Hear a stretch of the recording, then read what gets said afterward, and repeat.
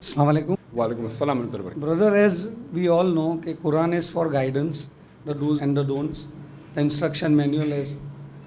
Still, most of the sects, most of the leaders, they say, if I don't read it with understanding, the meaning may differ. You may not be able to read between the lines. This is what is Zahir. The batil meaning is not for you, वगैरह वगैरह. So, I want your reply in brief. What can be the reason why they are stopping people to read with meaning? He was asked a very good question, and he says he wants my reply in brief that many of the religious leaders, especially the Muslims of different groups, of different organizations, of different sects, they say you should not read the Quran with understanding. There's a hidden meaning, and there is meaning which is just on the face of it. You do not know the hidden meaning, therefore you should not read. And the reply of this, in brief, I've given a talk, Al-Quran, should it be read with understanding, with a question and answer session, which is approximately 3 hours.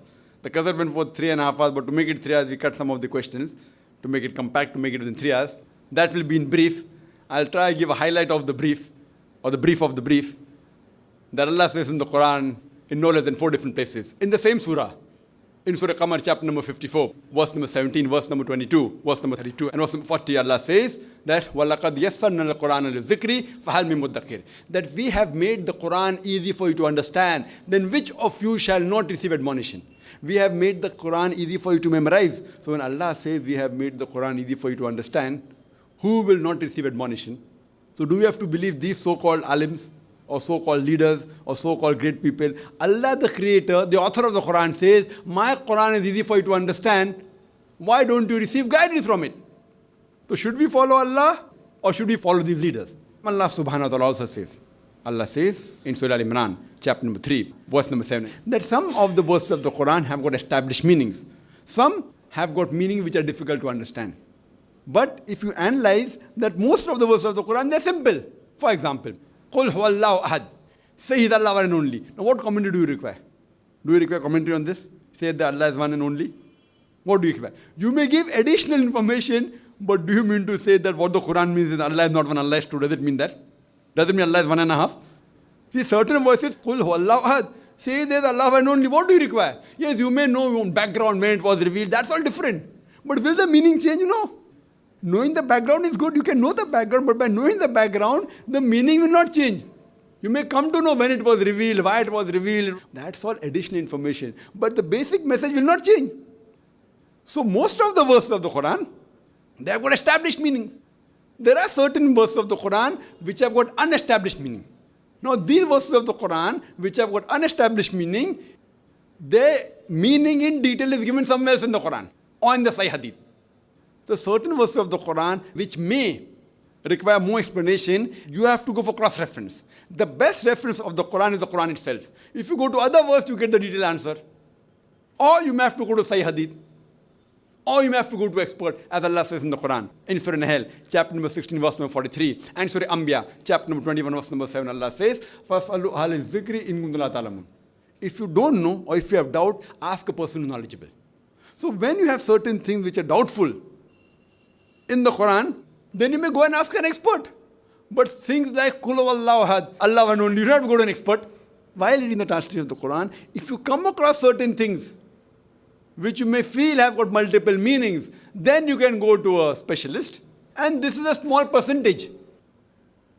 But there are people who give various arguments that why you should not read the Quran with understanding. And they give argument. I'll just give a couple of the things I quoted in my talk. The rest you can see in my video cassette. There are people who give the example, if you have a kacha license, a temporary license, and if you have an accident, the police will give you less punishment. If you have a permanent license, if you have a pakka license, and then if you have an accident, the police will give you double punishment. Therefore, if you read the Quran, and then if you sin, then gone. Allah will give you big punishment. Don't read the Quran, then if you do sin, then less punishment. Very good logic. And I have an argument of agreeing. The way I debate is like, there's a thing in martial arts, which I always tell, that if opponent is if he tries to punch you, etc., use his power to throw him over. Whether it be judo, whether it be aikido, we use his power to throw him over. So you go in his direction, in the same direction. If he comes to punch, I sidestep and I throw him over. If he catches my collar and pushes me, I take a step back and I get him down on the ground. So this is using his force, agreeing For example, someone says 2 plus 2 is equal to 5. Okay, fine. Take 2 rupees, take 2 rupees, give me 5 rupees. Take 2,000, take 2,000, give me 5,000. Take 2 lakh, give me 5 lakh. So what I say, if I agree with you for sake of argument, that if you have a kacha license, temporary license, and if you bang up a car, then maybe the police will fine you 1,000 rupees. If you have a pakka license, a permanent license, and if you bang up the car, the police will fine you 2,000 rupees. But I tell the chances in a span of 5 years that if you have a pakka license, you'll bang up the car is once. So at the end of 5 years, you pay 2,000 rupees. But if you have a kacha license, you don't know how to drive the car. You don't know how to drive the car. And with the temporary license, you keep on driving. The chance you bang up the car is 50 times. So end of 5 years, you end up paying 50,000 fine. So is it preferable 50,000 fine or 2,000 fine? So you have to sometimes agree with them and prove them logically they're wrong. And various examples. And I've given one more incident. That first time when automobiles came in India, no one knew how to drive. So the company, along with the car, they even supplied the driver. No one knew how to drive. So along with the car, they supplied the driver. So one Nawab of Hyderabad, he buys a car. So along with the car, the company gave him a driver. So one day in the morning, he tells the driver that today morning I want to take my wife Begum Sahiba for shopping. Keep the car ready. So he says, Nawab Sahib, the car is out of order. He says, I want the car in order immediately. So driver tells him to put the car back in working condition. I require 10 kgs of honey, 30 liters of milk, 20 kg of ghee, pure ghee, asal ghee, and 40 kgs of rice. That also basmati rice. So Nawab Sahib gives him 10 kg of honey, 20 kg of ghee, 30 liters of milk, and 40 kgs of pure basmati rice. He takes it and gives it to his wife, and within a few minutes the car is in working condition.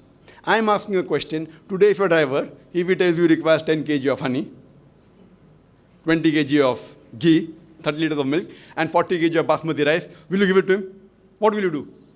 What will you do? You'll kick him out of the job. You may not be a mechanic. You may not be a mechanic. You may not know how to repair a car. But you have the basic knowledge the car runs on petrol, on diesel, on gas. It doesn't run on ghee, basmati rice, on honey. So even though you're not a mechanic, you have the basic knowledge of a car. You may not know how to drive. So similarly, you may not be a scholar of the Quran, but if every Muslim has the basic knowledge of the Quran, no alim will take you for a ride. All these so-called leaders, they will not take you for a ride. So at least have the basic knowledge of the Quran. So if you have the basic knowledge, read the Quran with understanding. Allah says that the Quran has been sent to you. It is easy for you to understand. So why aren't we reading? You read in the language you understand the best. And for more details, refer to my video cassette, Al-Quran, should be with understanding. Hope that answers the question.